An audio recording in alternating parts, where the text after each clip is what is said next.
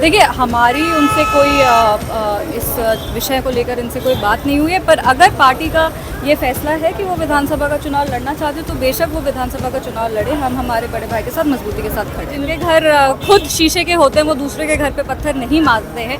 वो पहले ये जवाब दे कि 15 साल बिहार को जो वो पीछे लेके गए, सिर्फ लॉ एंड ऑर्डर सिचुएशन पे ही नहीं, पर विकास पे, इंडस्ट्रियल डेवलपमेंट पे, जॉब्स पे जो आज वो लंबी लंबी बातें करते हैं, वो बात ये 15 साल पहले क्यों नहीं करते थे। जब नमस्कार, आप देख रहे हैं न्यूज़ फॉर नेशन और मैं हूं आपके साथ अंजलि।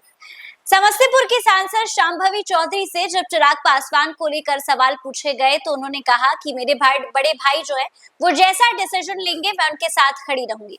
अब सवाल ये उठता है कि आखिर शांभवी चौधरी से क्या सवाल किया गया था। आने वाले विधानसभा चुनाव को लेकर जब शांभवी चौधरी से पूछा गया कि चिराग पासवान जो है विधानसभा के चुनाव इस साल लड़ने वाले हैं, तो शांभवी चौधरी ये कहते हुए नजर आई कि मेरे बड़े भाई अगर ये डिसीजन लेते हैं, अगर वो इस बारे में हमारा उनसे कोई बातचीत तो नहीं हुई है, लेकिन अगर वो चुनाव लड़ना चाहते हैं तो उनके साथ हम खड़े रहेंगे। तो आपको बता दें कि शांभवी चौधरी जो है वो चिराग पासवान के विधानसभा चुनाव को लेकर समर्थन में दिखाई दी। यानी उन्होंने कहा कि अगर हमारे बड़े भाई जो है ये डिसीजन लेते हैं तो उनके साथ मैं खड़ी रहूंगी। क्या कुछ कहते हुए शांभवी चौधरी नजर आ रही है, आप इस वीडियो में।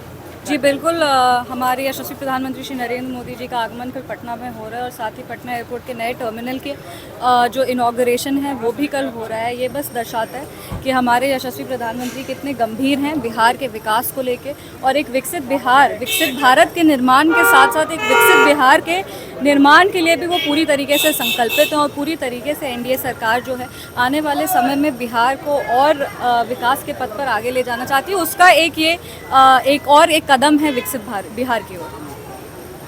आपके नेता चिराग पासवान को लेकर भी कहा जा रहा है कि बिहार में विधानसभा का चुनाव लड़े, मुख्य भूमिका निभाए, पार्टी के लोग इस पर विचार।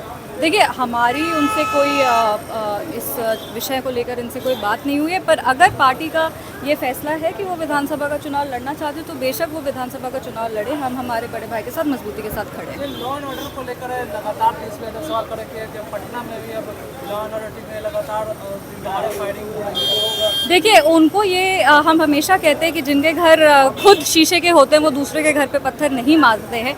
वो पहले ये जवाब दे कि 15 साल बिहार को जो वो पीछे लेके गए, सिर्फ लॉ एंड ऑर्डर सिचुएशन पे ही नहीं, पर विकास पे, इंडस्ट्रियल डेवलपमेंट पे, जॉब्स पे जो आज वो लंबी लंबी बातें करते हैं, वो बात ये 15 साल पहले क्यों नहीं करते थे। जब बिहार में संगठित अपराध होते थे, जब बिहार की बेटियों के साथ अब जो होते कार्य, जो खराब कार्य किए जाते थे, संगठित तौर से बेटियों के खिलाफ अपराध किया जाता था और जितने भी अपराधी थे उनको संरक्षण उनकी सरकार दिया करती थी। तो पहले वो इसके बारे में जवाब दे, उसके बाद वो हम लोग से प्रश्न पूछे। कुणाल जी को कल राष्ट्रपति से ये हम समझते हैं कि सिर्फ एक बिहार की बेटी होने के नाते नहीं, पर उनकी पुत्र वधू होने के नाते भी हमको लगता है कि अगर सही मायने में श्रद्धांजलि है तो वो उनको कल सही मायने में श्रद्धांजलि अर्पित की गई है। पद्मश्री का पुरस्कार तो एक गर्व का क्षण था ही, पर उससे ज़्यादा हमें गर्व इस बात का ज़्यादा गर्व है कि उनके कार्य को सराहाया गया, उनके कार्य को रिकग्निशन मिला। और आज भी जब मानव सेवा और जन सेवा का उदाहरण दिया जाता है तो उनका नाम लिया जाता है। एक बहू होने के नाते हम सिर्फ यही प्रयास कर सकते हैं कि उनके जो संकल्प हैं, उनके जो आदर्श हैं, उनके जो विचार हैं, उस पर आगे चल के उसी पे बढ़ें और आगे चल के उनके कामों को आगे लेके जाएं।